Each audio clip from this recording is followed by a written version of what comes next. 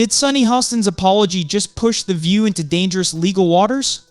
While her words might have helped her dodge a lawsuit, they've ignited a wave of controversy, pulling the show into a chaotic new spotlight.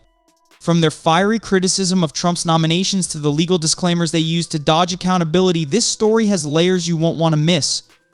Are these bold moves a strategic play or a desperate attempt to deflect accountability? And why are personal attacks and double standards becoming their go-to tactics?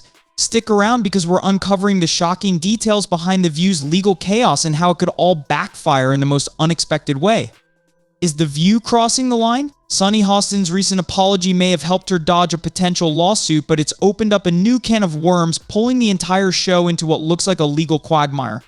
What's fueling their relentless focus on Trump's nominations? Is this just another case of headline-grabbing sensationalism, or is there a deeper political agenda at play?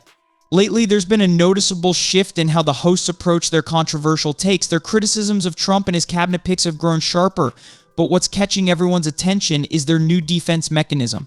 Instead of standing firmly behind their statements, they're hiding behind carefully worded legal disclaimers, as if trying to shield themselves from the inevitable backlash. This strategy lets them make bold and often controversial claims while conveniently sidestepping accountability with a legal disclaimer. It's like saying, "We said it, but don't hold us to it," leaving critics and audiences questioning their integrity. In this video, we're diving deep into a segment where they went after Pete Hegseth using a New York Times article to criticize his character while concluding with a legal disclaimer delivered by Sunny Reed in a tone that many found less than genuine. One of the most striking moments involves The View targeting Hegseth with a personal story about his mom reprimanding him. Somehow they've twisted this into a talking point to discredit him. But let's be real, who hasn't been called out by their mom at some point? That's just part of life. Moms have a knack for keeping us in check, and it has nothing to do with someone's professional credibility or political ideas.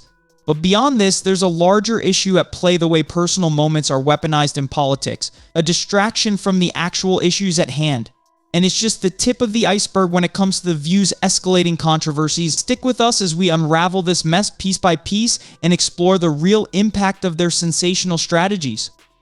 Pete Hegseth isn't unique when it comes to being called out for personal moments. That's something everyone experiences. But the real problem here isn't his personal anecdotes, it's the way those moments are being twisted to discredit his professional arguments. Shouldn't the focus be on his policies and ideas rather than dragging his family life into a political battleground?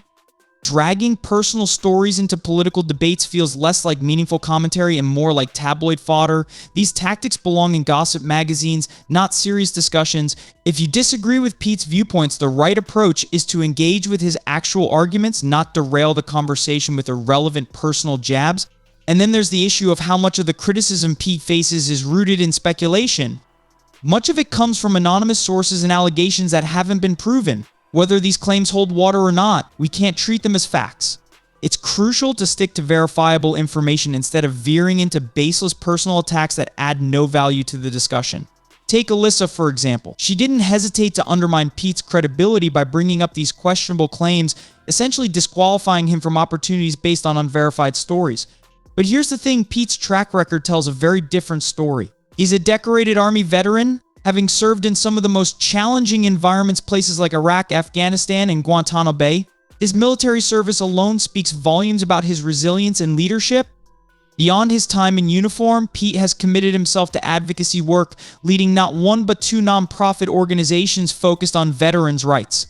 That kind of dedication isn't about politics, it's about making a real difference for those who've served their country. And Pete's qualifications don't stop there. Lincoln Bloomfield, a respected figure who served in the Pentagon under both George W. Bush and Ronald Reagan, has praised Pete's leadership skills.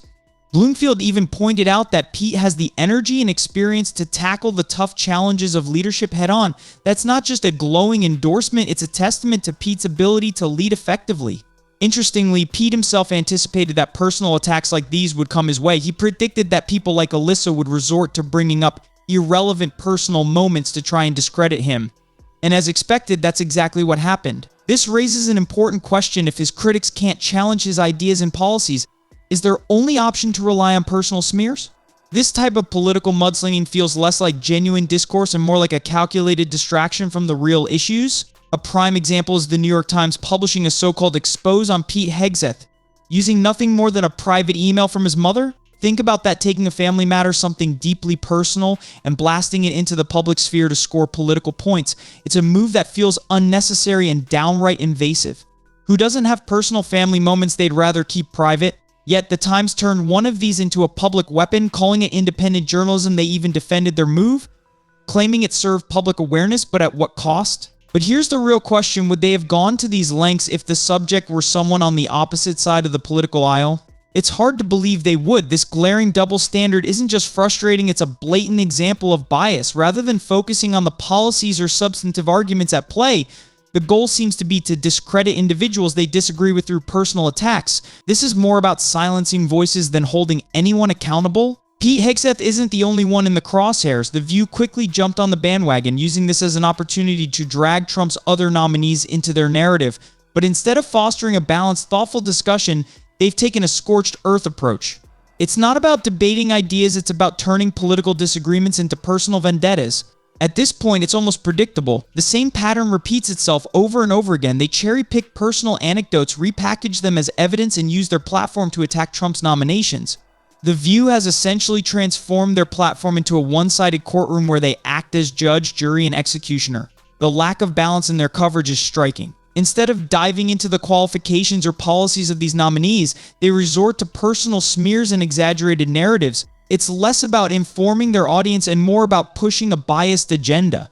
And let's be clear, this doesn't serve anyone, it only deepens the divide and distracts from the conversations that actually matter. If accountability were truly their mission, why is it that issues like Kamala Harris and the border crisis barely get a mention? Where are the in-depth segments on the Federal Reserve's role in inflation or the catastrophic withdrawal from Afghanistan that left billions in military equipment behind? These are monumental issues, yet they're swept under the rug while their focus remains squarely on dismantling the Trump administration even before it takes any action. And then there's the piece de resistance, their infamous legal disclaimers. These carefully worded statements are delivered in the most passive-aggressive tone imaginable, almost as if to say, we know this might not hold up under scrutiny, but we're saying it anyway. It's a strategic move designed to push boundaries and sensationalize while avoiding true accountability.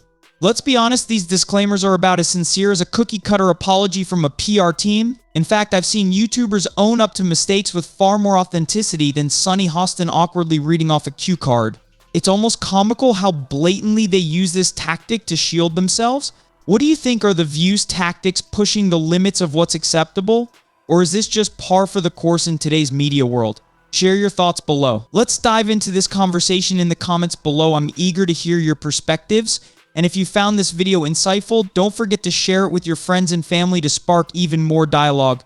Thanks for tuning in. Don't forget to subscribe and hit the notification bell so you never miss a deep dive like this. Stay curious, stay connected, and I'll catch you in the next video.